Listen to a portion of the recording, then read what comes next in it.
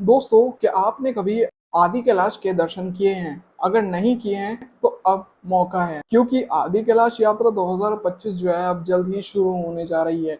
और साथ ही आज के इस वीडियो में हम आप सभी को बताएंगे और आप सभी जानेंगे और कब से शुरू हो रही है ये आदि कैलाश यात्रा, और साथ ही आप सभी दोस्तों आदि कैलाश तक कैसे जा सकते हैं। इसी के साथ में रास्ते का रोमांचक सफर, और साथ ही आप सभी को आदि कैलाश से जुड़ी रहस्यमय बातें और पौराणिक मान्यताएं भी आप सभी को बताने की कोशिश करेंगे कि क्यों इतनी विख्यात है ये आदि कैलाश की यात्रा, किस तरह लोग यात्रा पर जाते हैं और कैसे कैसे यात्रा जो है वो पूरी की जाती है।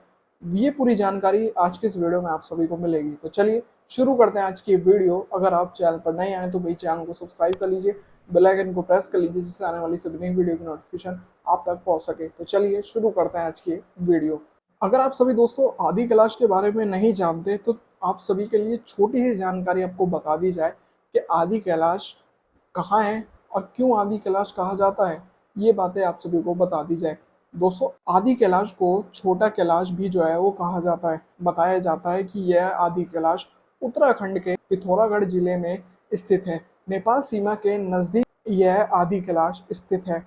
कहा जाता है कि यह वही स्थान है जहाँ भगवान शिव और माता पार्वती ने निवास किया था। है कि आदि कैलाश की चोटी जो है वो पूरी तरह से बर्फ से ढकी रहती है और देखने में यह ठीक कैलाश पर्वत जैसा ही प्रतीत होता है। इसीलिए लोग इसे हूबहू कैलाश की छवि भी कहते हैं। और साथ ही यहाँ का वातावरण इतना शांत होता है कि मानो शिव जी की ऊर्जा हर कण कण में समाहित हो। अब चलिए दोस्तों, आप सभी तो दोस्तों अब तो दोस्तों अब आप सभी जान गए होंगे कि आदि कैलाश कहाँ है और क्यों आदि कैलाश की इतनी मान्यताएं हैं।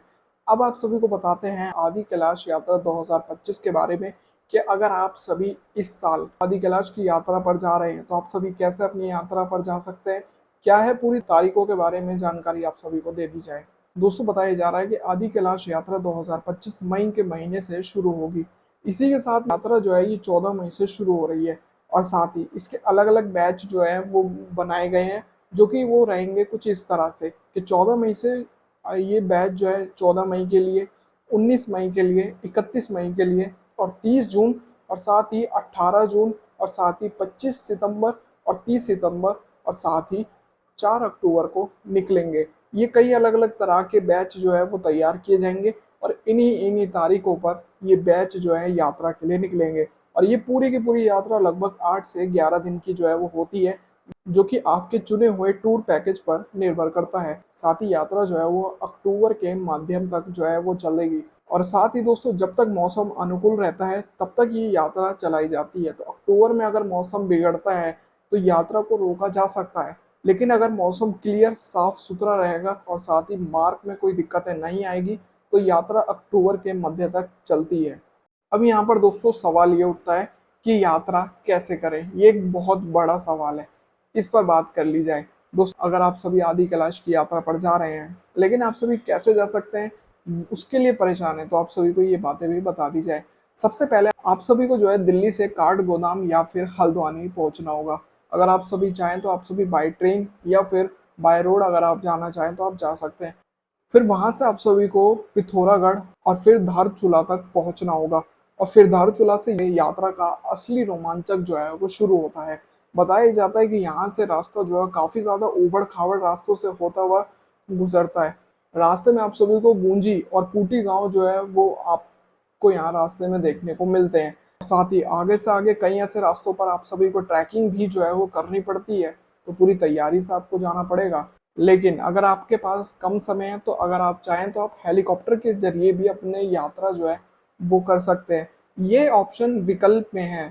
लेकिन अगर मेरी सलाह माने तो अगर आप सभी के लिए सबसे बढ़िया है कि अगर आप सभी के स्वास्थ्य बढ़िया है तो आप सभी के लिए बेस्ट है कि आप ट्रैक के थ्रू अगर अपनी यात्रा करें तो आप सभी के लिए बेहतर रहेगा, क्योंकि असली मजा जो है वो रास्ते की सुंदरता और साथ ही रोमांच में ही तो है। तो बढ़िया रहेगा कि अगर आप सभी बाय ट्रैक के जरिए यानी कि आप चलकर अगर अपनी यात्रा कर रहे हैं तो आपको एक अलग ही एक्सपीरियंस मिलने वाला है। अब बात करते हैं दोस्तों आदि कैलाश यात्रा 2025 के रजिस्ट्रेशन के लिए कि आप सभी जा रहे हैं तो आप सभी के लिए सबसे ज्यादा जरूरी होगा रजिस्ट्रेशन का।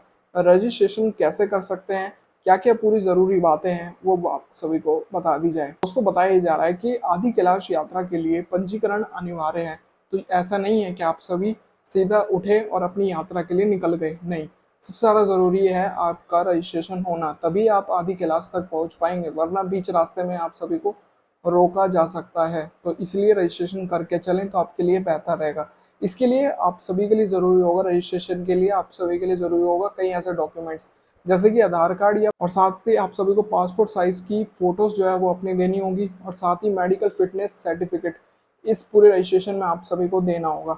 और साथ ही बताया जा रहा है कि ये जो पूरा रजिस्ट्रेशन होता है, ये पूरा रजिस्ट्रेशन कुछ ऐसे सरकारी एजेंसी और साथ ही निजी निजी टूर ऑपरेटर के माध्यम से ही होता है। ये कोई ऑनलाइन तक करने का कोई तरीका नहीं है। अगर ऑनलाइन करने का तरीका होगा तो वो तरीका भी आप सभी को बताने की कोशिश की जाएगी।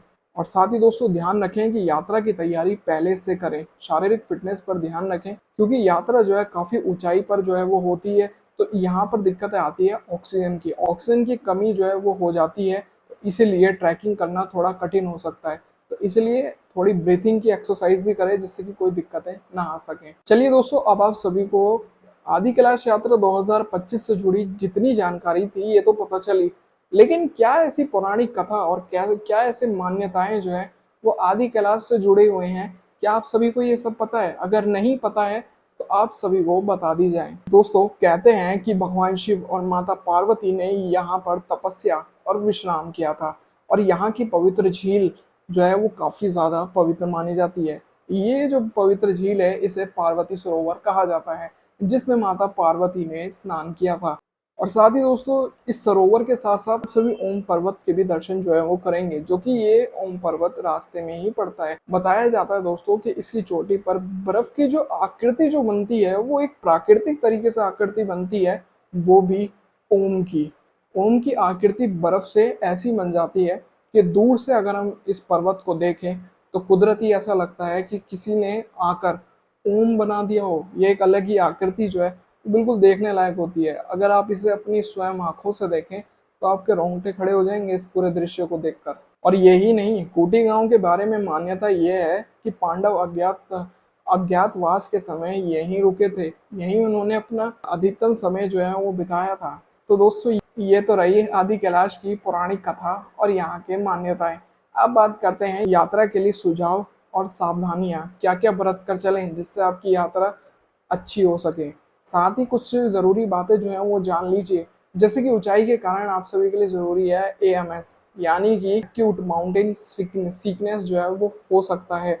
यहाँ पर ऐसी ऐसी दिक्कतें आपको देखने को मिल सकती है, इसलिए दवाइयाँ अपने साथ रखें जिससे कि आपको ऐसी दिक्कतें ना आ सकें। शरीर को यात्रा से पहले जो है वो तैयार करके रखें।